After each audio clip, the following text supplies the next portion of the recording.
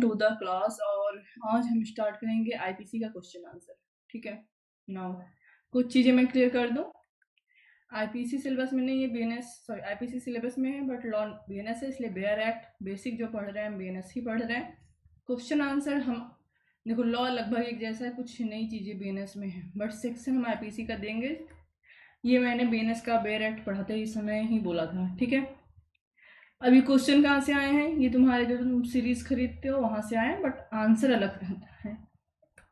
अगर चाहो तो इससे नोट्स बना लो, और अगर चाहो इसी से अपना सीरीज हाईलाइट कर लो, या अलग से बुक खरीद कर जहां से भी मन कहे वहां से नोट्स बना लो। ये नोट्स ग्रुप में गए हुए हैं। ठीक है, ओके चलो शुरू करते हैं। तो सीरीज में जो पहला क्वेश्चन है वो बात करता है आपराधिक दुराशय का, आपराधिक आशय का। ओके, मेंस रिया लोग कहते हैं, इसको अगर याद करना हो तो मेंस रिया ऐसे कट करके याद कर लेना, नहीं याद हो रहा हो तो। ठीक है, इंट्रोडक्शन, परिचय। तो सबसे पहले हम देखते हैं दुराशय। देखो, दुराशय मतलब बुरा आशय, गलत आशय। ठीक है, मैलिस, क्रिमिनल इंटेंशन। देखो, हर चीज करने का हमारा एक आशय होता है। हर चीज, खाना खा रहे हैं तो उसका भी एक आशय है कि मेरा भूख लगी है, ठीक है, पेट भरना है। उसी तरीके से अगर कोई काम आपराधिक आशय से किया जाएगा तभी वो अपराध होगा, नहीं तो नहीं होगा। ठीक है, मेंसरिया, अगर किसी काम में मेंसरिया नहीं है तो वह कार्य अपराध नहीं होगा। एक दो इसके अपवाद है, वो भी हम देखेंगे। दुराशय आपराधिक विधि का एक अत्यंत महत्वपूर्ण तत्व है। हाँ, क्लास 1 बजे से किए थे क्योंकि एक बच्चा, नहीं 2 बजे से किए थे क्योंकि एक बच्चा 2 बजे तक कॉलेज में रहता है। ठीक है, और कुछ बच्चों 11 बजे है, तो हम सोच रहे हैं तुम लोग की क्लास भी इवनिंग में कर दें ताकि सबका टाइम हो जाए। तो फिर हम टाइम बताएंगे, चूज कर लेना अपना उसमें से और हमको बताना कौन से टाइम पे। ठीक है, फॉर एग्जाम्पल 7:30 से तुम्हारे सीनियर्स की क्लास है, उनकी क्लास हम 8 बजे से कर देंगे, तुम लोग की 7 to 8 कर देंगे, या तुम लोग की 8 to 9 कर देंगे। चलो, आपराधिक कानून का उद्देश्य केवल अपराध करने वाले को दंडित करना ही नहीं बल्कि यह सुनिश्चित करना भी है कि केवल वही व्यक्ति दंडित हो जिसने अपराध जानबूझकर, द्वेषपूर्ण या आपराधिक आशय से किया हो।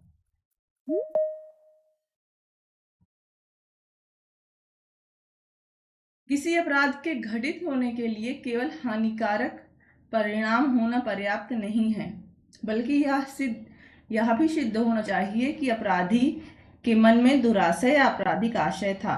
तो हम फिर से बोले, हम लोग को आपराधिक आशय के बिना कोई कार्य किया जाता है तो वो कार्य अपराध नहीं है। आपराधिक आशय को मेंसरिया भी कहते हैं। ये कई प्रकार का होता है, जैसे जानबूझकर, आशय से, ज्ञान के साथ। ठीक है, कोई ऐसा कार्य करना जिससे हमें पता है कि कोई अपराध होगा। मेंस रिया, इसको तोड़कर ऐसे पढ़ना, मेंस रिया, मेंस की रिया। इसको हिंदी में अपना ट्रांसलेट करके जैसे समझ में आए याद कर लेना, बट याद कर लेना। ठीक है, अपराध के कई चरण होते हैं। तो सबसे पहला चरण जो अपराध का होता है वो है मेंस रिया, आशय। अगर तुम्हारा कोई काम करने का इंटेंशन ही नहीं है तो काम तुम शुरू ही नहीं कर सकते, चाहे वो अपराध हो या कोई भी हो। ठीक है, बट चूंकि हमको यहाँ पे अपराध ही पढ़ना है तो हम फिलॉसफी में नहीं जाएंगे। अपराध का पहला चरण है आशय। उस अपराध को करने का हमारा आशय था कि नहीं। अगर अपराध को करने का आशय नहीं है तो कार्य अपराध नहीं होगा। इसके अपवाद है, मैंने बोला, हम फिर देखेंगे। दुराशय का सीधा संबंध मेंसरिया यानी गिल्टी माइंड या आपराधिक मानसिकता से है। अंग्रेजी कानून और भारतीय कानून दोनों में यह सिद्धांत स्थापित है। जाहिर सी बात है, भारतीय कानून अंग्रेजी कानून से आया था 1862 आईपीसी। हम आईपीसी ही पढ़ रहे हैं क्वेश्चन आंसर में क्योंकि सिलेबस में है, और बेयर एक्ट में बीएनएस पढ़ रहे हैं क्योंकि वही तुमको आना चाहिए। कौन से मैक्सिम से आया है? Acts non फेसिट्रियम नीसी मेंसिट्रिया। देखो, ये मैक्सिम तुमको बहुत जरूरी है याद रहना, और एग्जाम में लिखोगे जाहिर सी बात है तुमको +2 नंबर एक्स्ट्रा मिलेगा ही मिलेगा। ठीक है, तो ये बोलता है, मैक्सिम बोलता है, देखो इसमें हम तुमको बता, देखो ये मेंस आ गया, मेंसिट्रिया ये आ गया। ठीक है, एक्टस का मतलब है कार्य। ठीक है, इसका अर्थ होता है किसी कार्य से व्यक्ति तब तक अपराधी नहीं बनता जब तक उसके पीछे आपराधिक मानसिकता ना हो। ठीक है, आपने कोई कार्य किया है, चाहे आपने किसी का मर्डर ही क्यों ना किया हो, अगर मर्डर करने का आपका आशय नहीं था, आशय मतलब दुराशय, जो हम पढ़ रहे हैं, जो हमारा क्वेश्चन है, मेंसरिया। अगर तुमको पूरा मैक्सिम नहीं याद हो रहा तो कम से कम मेंसरिया पता होना चाहिए, ठीक है। ओके, तो वह कार्य अपराध नहीं होगा। तो तुमको ये मैक्सिम याद करना है और इसका अर्थ भी याद करना है। इस आंसर में तुमको ये लिखना ही लिखना है, इंपॉर्टेंट है। तुम्हारे सीरीज में हमको नहीं पता क्या लिखा है, बट सीरीज से ही मैंने क्वेश्चन उठाया, ठीक है। चलो दुराशय की परिभाषा भी देख लेते हैं। दुराशय का अर्थ क्या होता है? बुरा आशय, गलत आशय, आपराधिक आशय। किसी कार्य को इस उद्देश्य से करना कि उससे किसी व्यक्ति को हानि, चोट, अपमान, प्रतिष्ठा की हानि, शारीरिक या मानसिक क्षति या अवैध लाभ प्राप्त हो। तो देखो, ये सब तो नुकसान बता रहा है, ठीक है, किसी व्यक्ति के विरुद्ध। कैसा? शारीरिक हानि, मानसिक हानि, उसको चोट पहुंचे, उसको अपमान हो, वगैरह वगैरह। तो इसमें दुराशय की परिभाषा कहाँ है? ये उद्देश्य, ये दुराशय की परिभाषा। कैसा उद्देश्य? कोई कार्य, एक मिनट,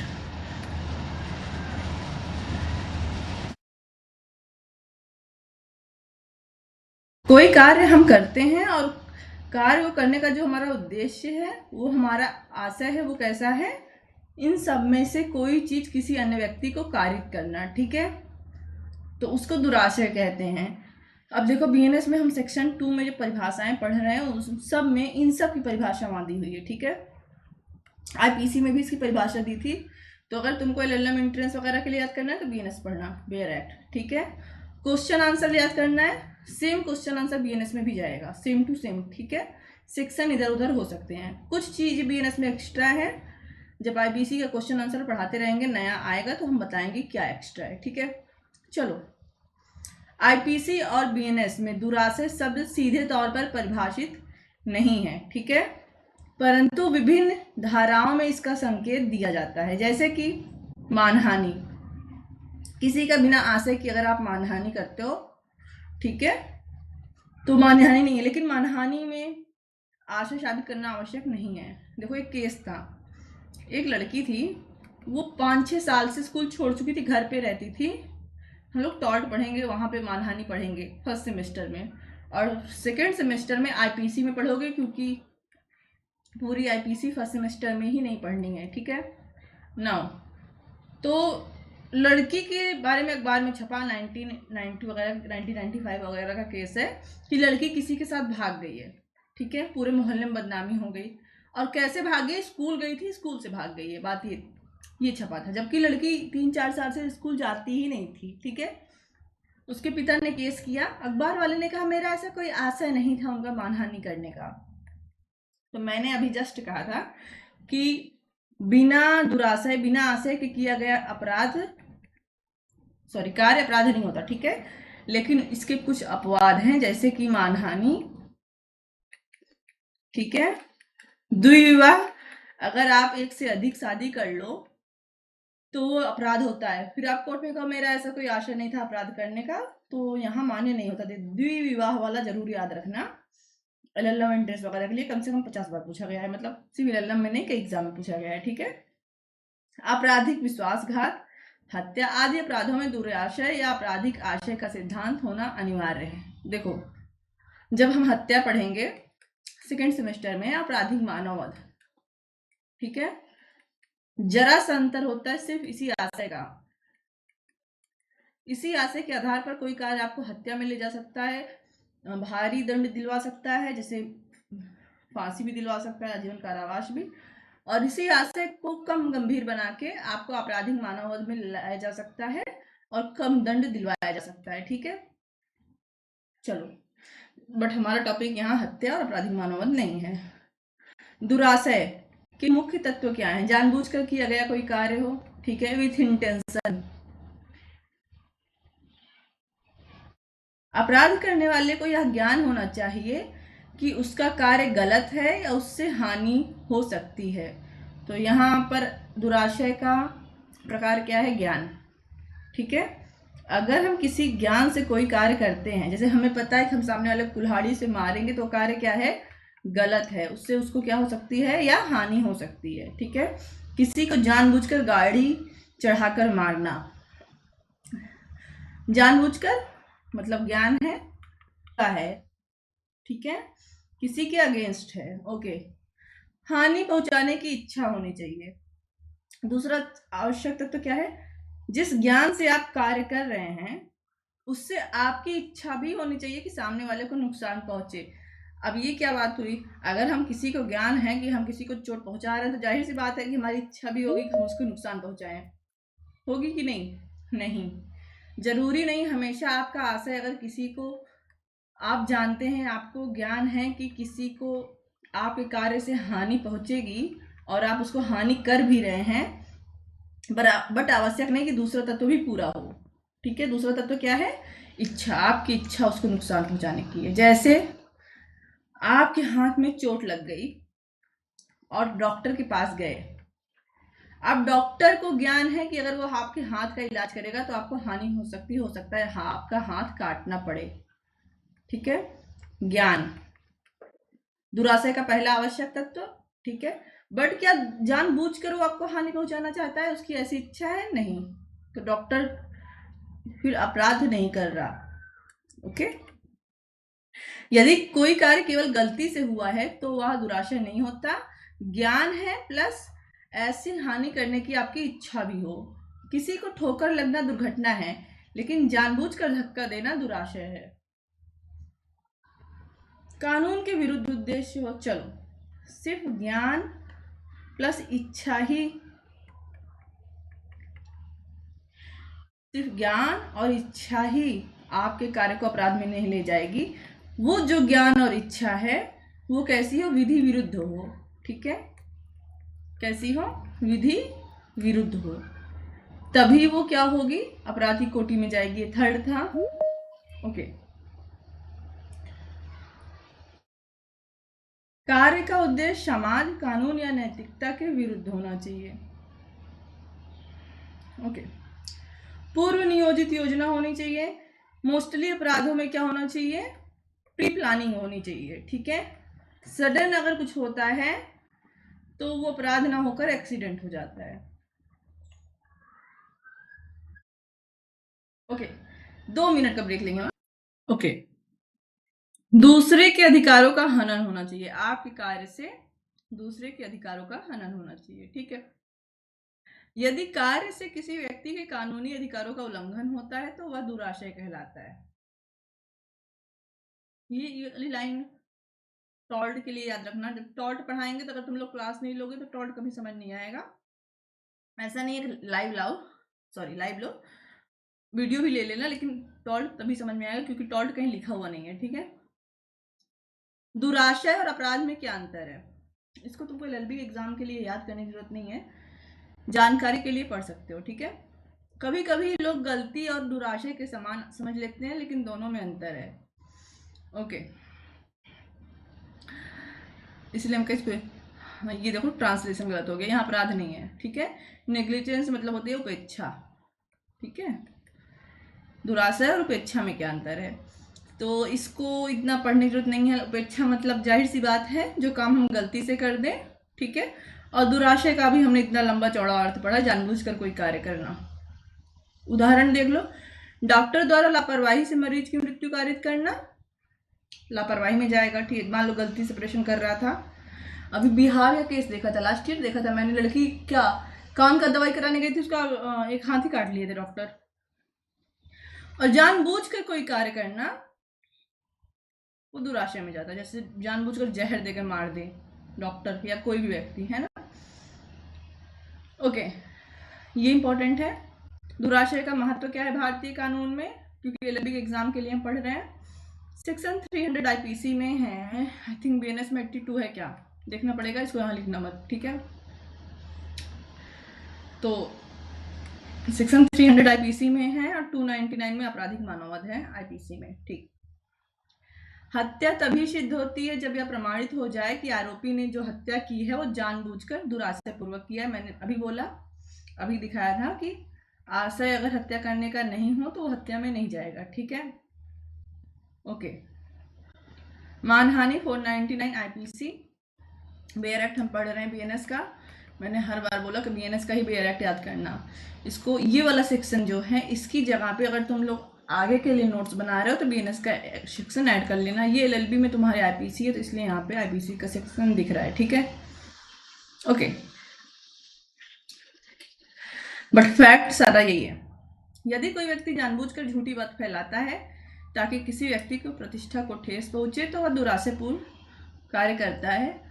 अब यहाँ पे जब हम टॉर्ट में तुमको मानहानि पढ़ाएंगे तो वाला केस यहाँ पे ऐड कर लेना, नहीं तो अभी जो तुमको बताए एग्जाम्पल हम लड़की वाला, वो एग्जाम्पल एक केस एक बाद में एक लड़की थी उसके खिलाफ ऐसे अखबार में छपा वगैरह, तुम एग्जाम्पल बना के ऐसे लिख सकते हो, पूरे नंबर मिलते हैं, ठीक है। ओके, आपराधिक विश्वासघात 405। तो आपराधिक विश्वासघात है मतलब देखो किसी का विश्वास को जानबूझकर तोड़ रहे हो, आई थिंक यहाँ पे न्यास भंग होगा, ठीक है, अगर तुम लोग बुक में ढूंढने जाओगे तो, ठीक है। न्यास भंग मतलब कोई न्यास भंग हम लोग न्यास विधि में पढ़ेंगे, कोई चीज़ तुम्हारे नाम पर कोई व्यक्ति विश्वास के भरोसे छोड़ता है किसी अन्य व्यक्ति के लिए और तुम उसको मिसयूज कर लेते हो, ठीक है। मिसयूज कर रहे हो तो जान रहे हो कि मैं मिसयूज कर रहा हूँ। ओके, आपराधिक षड्यंत्र में भी है। देखो इन सब के अंदर तुमको नहीं याद करना है, तुम क्या कर सकते हो कि हाँ एग्जाम्पल दे दो, जैसे एग्जाम्पल 300 हो गया, मानहानि, आपराधिक षड्यंत्र ये जो अभी आएगा, और आपराधिक न्यासभंग, चोरी में देखो अभी बीएनएस का अगर तुम लोगों ने क्लास लिया हो बेयर एक्ट, तो मैंने भी जस्ट बेईमानी पूर्वक पढ़ाया है, ठीक है। बेईमानी पूर्वक की परिभाषा पढ़ाई है सेक्शन 27 में, ठीक, बीएनएस के। और चोरी के लिए किस आशय की आवश्यकता होती है? बेईमानी पूर्वक आशय की। तो बेईमानी पूर्वक भी क्या है? दुराशय का एक प्रकार है, ठीक है। आपराधिक षड्यंत्र है, जाहिर सी बात है प्री प्लानिंग की बात कर रहा है। प्री प्लानिंग एक महत्वपूर्ण आवश्यक तत्व है। ओके, बहुत सारे केस हैं, हम लोग एक केस हम तुमको फैक्ट बता दे रहे हैं, R versus Prince, very important है। क्यों बता दे रहे हैं? क्योंकि जस्ट मैंने इसका भी नोट्स भेजा है, वहां से नोट्स लिख लेना, ग्रुप में भेजा है ना, ऐसी कहानी मैं थोड़ा सा बता दे रही हूँ यहाँ पे, ठीक है। आर वर्सेस प्रिंस में क्या हुआ? सो प्रिंस जी को एक लड़की पसंद आई, ठीक है, लड़की को लेकर ये भाग गए, लड़की को लेकर भाग गए, ये आगे आगे पीछे पीछे लड़की के माता पिता चले गए कोर्ट, ठीक है। बोले मेरी नाबालिग लड़की लेकर भाग गए, बताइए 1875 का एक केस है ये, ठीक है।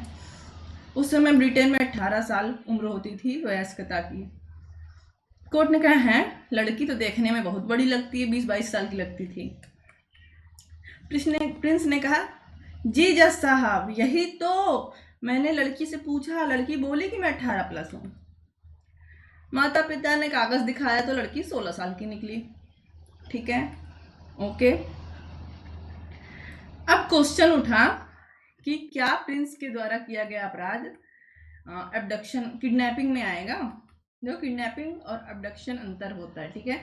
जब बड़े लोगों का अपहरण होता है तो हम लोग बोलते हैं अपहरण हो गया, लेकिन इंग्लिश में बोल देंगे किडनैपिंग हो गई। अरे भैया कैसे किडनैपिंग हो जाएगी बड़े लोगों की? किडनैपिंग का सीधे मतलब है बच्चे का अपहरण, ठीक है, 18 से कम का।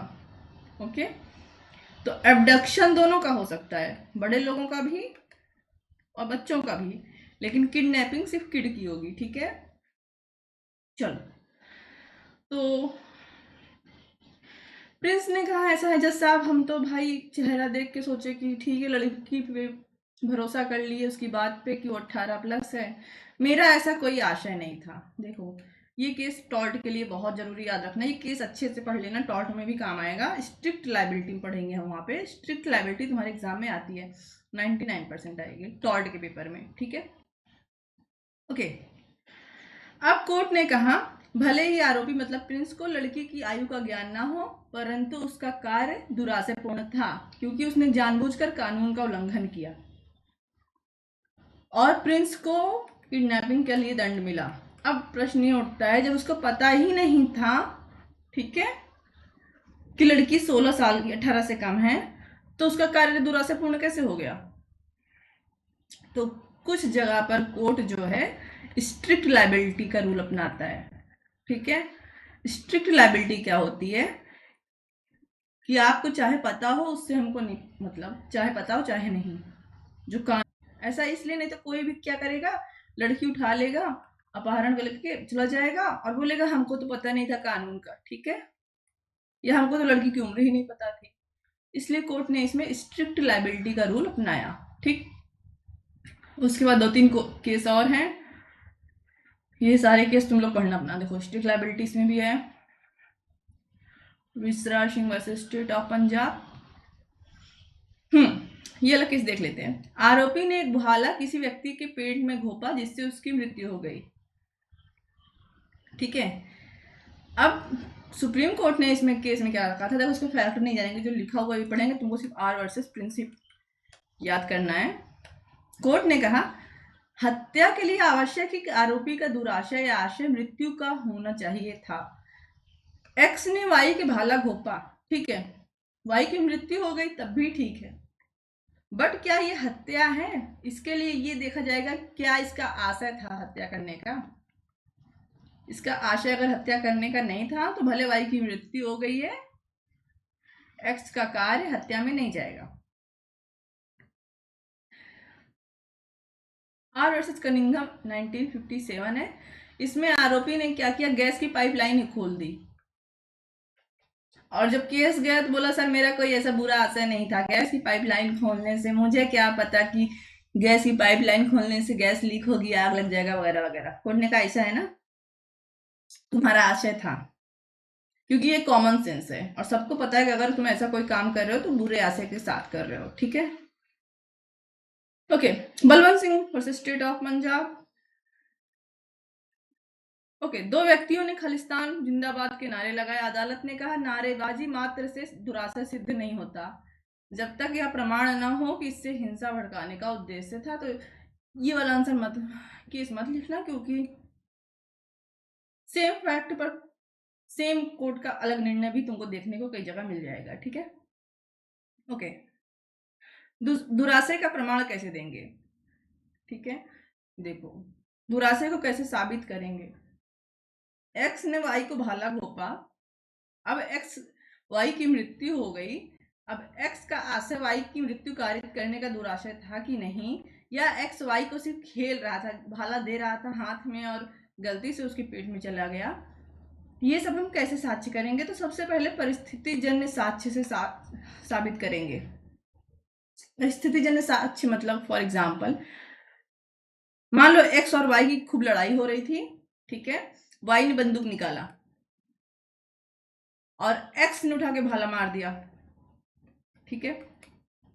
नहीं, मान लो कि वाई ने क्या किया, बंदूक निकालेंगे तो ये प्राइवेट डिफेंस में चला जाएगा, उतना डीपली तुमको नहीं जाना। वाई ने क्या किया, चक्कू निकाला, बताता हूं तुमको, लेकिन वाई क्या है 10 फीट की दूरी पे खड़ा है, ठीक है, और एक्स क्या कहता है, उठा के भाला मार देता है। अब परिस्थितियां यहां बता रही हैं कि एक्स का आशय वाई को भाला मारने का था, उससे हत्या होगा कि आपराधिक मानव होगा वो बात का प्रश्न है, वो हम लोग 299 और 300 में पढ़ेंगे, ठीक है। देखो बीएनएस अगर तुम्हारा होता है ना सिलेबस में, तो तुम्हारा इसी सेक्शन में आ जाता, इसी सेमेस्टर में, ठीक है, इसलिए तुम्हारा चेंज नहीं हो रहा अभी। ओके, जैसे घटना की परिस्थितियां, घटना का समय, घटना का स्थान, घटना का हथियार। एक केस था, एक लड़की थी, लेडीज, उसको एक बालक था, इसका मर्डर हो गया था, उसके साथ लास्ट में देखा गया था, ठीक है, एकदम लास्ट में। फिर लड़के की जब डेड बॉडी मिली तो पुलिस लड़की को लेकर गई। कोई साक्ष्य था, परिस्थितियां थी, समय था, लास्ट टाइम किसके साथ देखा गया था, उस लड़की के साथ, उस स्थान पर। हथियार कुछ नहीं था, लेकिन लड़की के गले में वही चैन थी जो लड़के की मृत्यु से पहले लड़के के गले में थी। मतलब छोटा बॉय जो छोटा सा लड़का था जो सोने की चैन पहन के घूम रहा था, अब ये ले ली थी। कहाँ से मिली इनको, जाहिर सी बात है उसको मर्डर करके पाई होंगी, परिस्थितियां बता रही हैं। ये चाहें तो आप सबूत को बाहर देकर उसको सबूत साक्ष्य देकर उसको कट कर सकती हैं, या प्री प्लानिंग, ठीक है। घटना से पहले की गतिविधियां, एक्स ने वाई को चक्कू मारा, क्या एक्स का आशय वाई की हत्या करने का था कि नहीं। नाउ एक्स ने 2 दिन पहले धारदार चाकू मार्केट से खरीदा था, या मान लो चक्कू जाने दो, चक्कू थोड़ा सा नाइफ थोड़ा सा प्रॉब्लम होगा तुमको समझने में। मान लो एक्स ने वाई को जहर देकर मारा और 2 दिन पहले उसने वो जहर मार्केट से खरीदा था। तो ये परिस्थितियां दिखा रही हैं कि इसने प्लानिंग की थी। ठीक है, एक मूवी देखी है रुस्तम तुमने, जिसमें अक्षय कुमार छूट जाते हैं, है ना, सेक्शन 300 में है वो। एक्चुअली में वो छूटते नहीं है, वो ज्यूरी थी उसको छोड़ देती है। ठीक है, जो कि अब हमारे यहाँ लागू नहीं होती। अच्छे वो उस ज्यूरी में नहीं जाएंगे, ज्यूरी क्या है और क्यों छोड़ छोड़ देती है, और लास्ट ज्यूरी क्या थी। नेशनल लेवल पे वो जो मूवी है जिस केस पर बनी है, वो लास्ट केस था जिसमें ज्यूरी बैठी थी। बट अगर स्टेट वाइज देखें तो उसके बाद एक केस आया था बंगाल में। ठीक है, वहां पर ज्यूरी बैठी थी। ज्यूरी में जज नहीं बैठते हैं, ठीक है, कुछ विद्वान लोग बैठते हैं केस का फैसला देने के लिए और उनकी हेल्प के लिए जज रहते हैं। ठीक है, लेकिन एक्चुअली में उनको फांसी की सजा हुई थी, जिसको हमारे राष्ट्रपति साहब ने माफ कर दिया था। ठीक है, तो वहां पर साक्ष्य साबित हुआ था कि इन्होंने प्री प्लानिंग की थी, बंदूक निकाला था वगैरह वगैरह। पीड़ित और आरोपी के बीच का संबंध, मान लो दुश्मनी रही हो, तो ये भी एक प्रकार की परिस्थिति दिखाती है साक्ष्य के लिए। कथन और व्यवहार, अगर मान लो मर्डर से पहले या जो भी अपराध हुआ है, डकैती हुई है, जो भी अपराध हुआ, चोरी हुई है, उससे पहले दोनों में झगड़ा लड़ाई हो रही है, गाली गलौज हो रहा है वगैरह। ठीक है, तो ये भी एक साक्ष्य दिखाता है। ठीक, ओके। दुराशय का प्रकार, तो एक स्पष्ट दुराशय होता है जहां लोग मुझे बोलते हैं तुमको तो मैं बता दूंगा, तुमको तो मैं देखता हूँ, रुक जाओ आता हूँ। ठीक है, स्पष्ट रूप से हानि पहुंचाने की योजना बनाई हो। ठीक है, और सामने वाले को पता भी हो। एक होता है इम्प्लाइड। इम्प्लाइड का हमेशा से मतलब होता है जो चीज हम अपने मन में रख के करते हैं, छिपा के करते हैं। ठीक है, यह परिस्थिति से यह स्पष्ट हो जाए कि आरोपी के मन में हानि पहुंचाने का इरादा था, भले उसने उसे प्रकट न किया हो। ठीक है, तो जैसे वो वाला केस अभी आया था, मेघालय वाला, मेघालय हनीमून वाला। ठीक है, यहाँ इम्प्लाइड मिलिस था उसके अंदर। ठीक है, चलो भारतीय कानून के संदर्भ में दुराशय का क्या महत्व है। तो भारतीय कानून में मेंसरिया एक आवश्यक तत्व है, बिना मेंसरिया के साबित हुए कोई भी कार्य अपराध नहीं होता। ठीक है, जैसे सड़क दुर्घटना से मृत्यु होना अपराध तभी होगा जब तक कि चालक ने जानबूझकर टक्कर मारी हो। अगर चालक ने जानबूझकर टक्कर नहीं मारी है तो उसका कार्य अपराध नहीं है, एक्सीडेंट में जाएगा। ठीक है, ओके।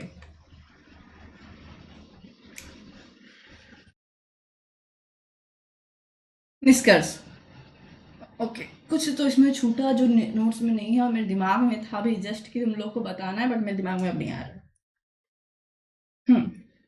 चलो निष्कर्ष आ गया। निष्कर्ष हम पढ़ेंगे नहीं, ठीक है।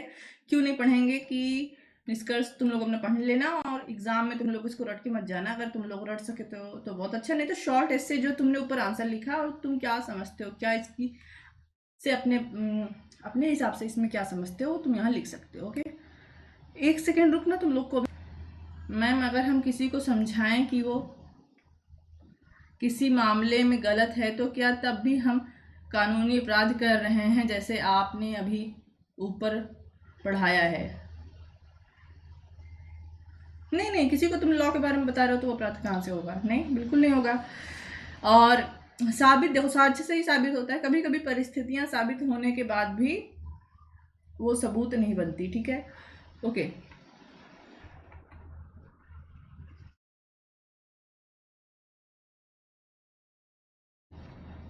ओके,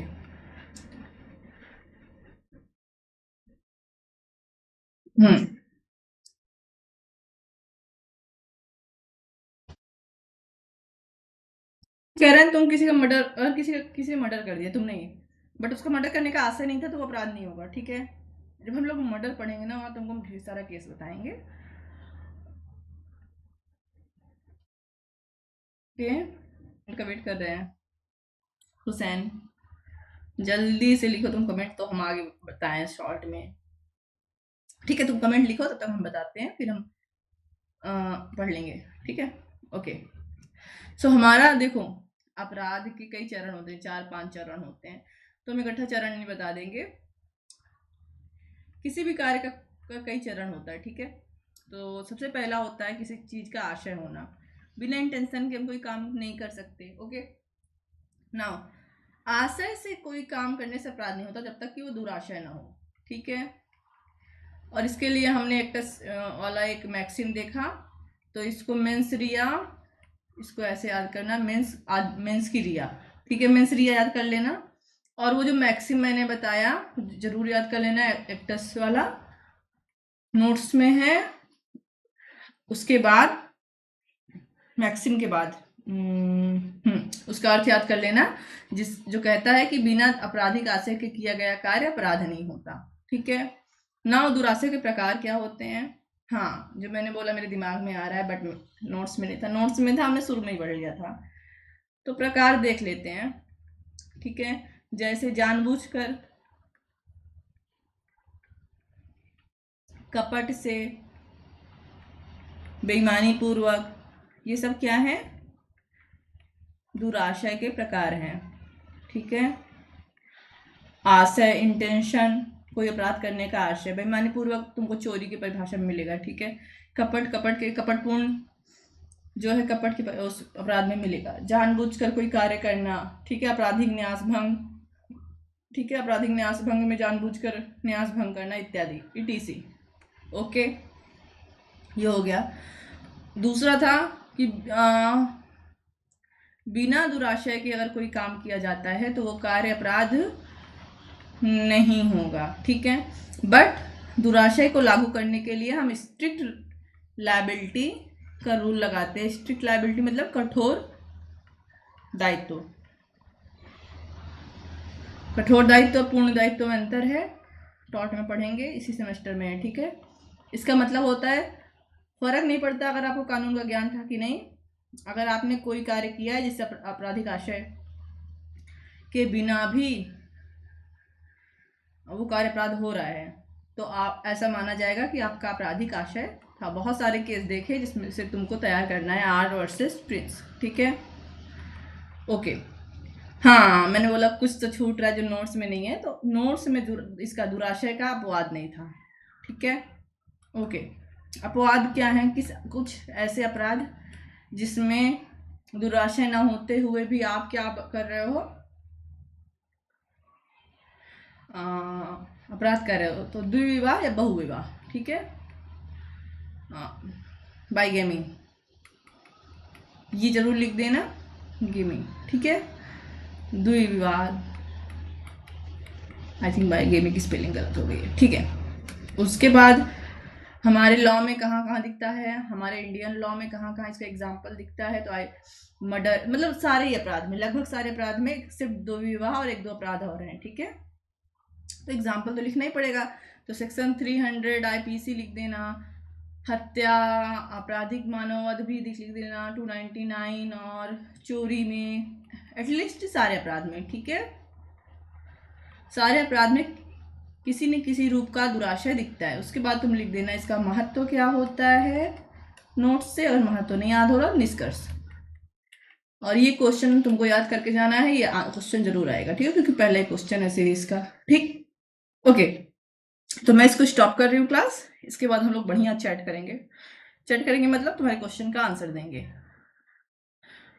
ओके, कुछ पूछना होगा तो वो भी हम बताएंगे, लेकिन अब वो वीडियो में नहीं जाएगा, ठीक। ओके।